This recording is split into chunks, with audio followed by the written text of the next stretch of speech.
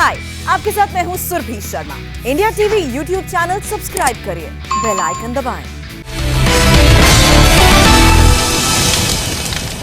बंगाल में चुनाव को लेकर चुनाव आयोग ने बड़ा फैसला लिया है। वोटिंग की तारीखों में तो कोई बदलाव नहीं होगा, लेकिन चुनाव प्रचार के लिए आयोग ने गाइडलाइंस जारी की हैं और चुनाव आयोग ने कहा कि रैलीज में नेता अपने समर्थकों को मास्क लगाने और सैनिटाइजर इस्तेमाल के लिए भी कहेंगे। रैलीज में आने वाले लोगों को मास्क लगाने की जिम्मेदारी आयोजकों पर होगी और कोविड नियमों का अगर पालन नहीं हुआ तो चुनाव आयोग कानूनी कार्रवाई करेगा। पवन नारा इस वक्त हमारे साथ जुड़ चुके हैं। पवन, क्या उम्मीदवार और राजनीतिक पार्टियां ये जिम्मेदारी निभा पाएंगी? जी बिल्कुल, जो नई गाइडलाइंस आई हैं वो बिल्कुल स्पष्ट करती हैं कि जो ऑर्गेनाइजर है उस पर जिम्मेदारी होगी कि रैली में सोशल डिस्टेंसिंग और मास्क पहना हो, सोशल डिस्टेंसिंग का फॉलो किया जा रहा हो, ऑर्गेनाइजर को सैनिटाइजर और मास्क देने होंगे।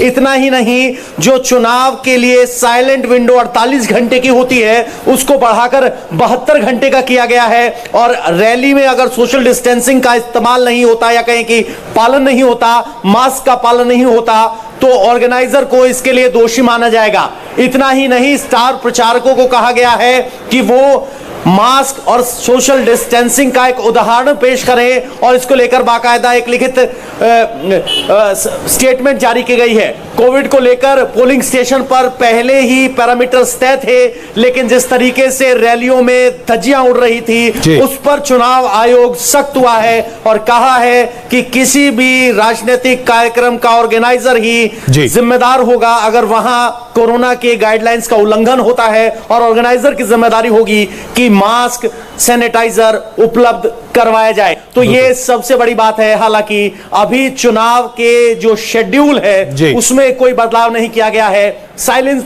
विंडो को, जो चुनाव प्रचार पहले 48 घंटे पहले बंद होता था, बिल्कुल अब तो जाहिर सी बात है तमाम गाइडलाइंस जारी किए गए हैं और इसमें कोई शक नहीं कि गाइडलाइंस आवश्यक हैं। लेकिन जैसा कि हमने बिहार के चुनाव के दौरान देखा था, गाइडलाइंस उस वक्त भी ऐसे ही थे, लेकिन पालन न के बराबर हो रहा था और किसी के ऊपर कोई फाइन नहीं हुआ। बंगाल में इससे अलग तस्वीर दिखेगी, उम्मीद तो कम है। चलिए 50 और खबरें आपको दिखाते हैं चुनाव संबंधित। हाय, आई एम सुरभि शर्मा। खबरों से अपडेट रहने के लिए India TV YouTube channel subscribe करिए, साथ में बेल आइकन जरूर दबाएं। जुड़े रहें इंडिया टीवी के साथ।